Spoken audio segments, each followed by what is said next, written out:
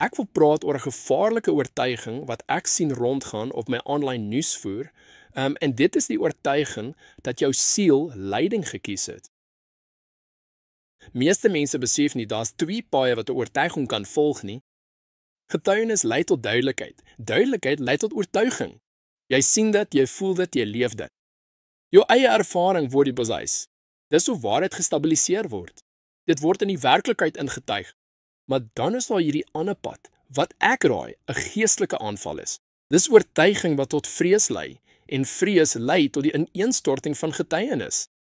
Dit vra jou om te glo voordat jy eendag iets gesien het. Dit omseil jou geleefde ervaring en probeer vrees as die bewys afdwing. Jou getuienis word oorskryf deur 'n emosionele skok. Dis presies hoe die idee dat jou siel jou leiding gekies het, werk. Jy kan dit nie uit jou lewe waarneem nie. Jy kan dit nie uit jou ervaring bekragtig nie. Jy kan dit net aanvaar as jy bereid is om 'n geloofsprong in vrees te neem. Daai inversie is die vertemme. Waarheid versterk getuienis. Aanval destabiliseer dit. As 'n oortuiging slegs deur vrees kan oorleef en nie gesien kan word sonder om jou te laat ineenstort nie, is dit nie wysheid nie, dis programmering.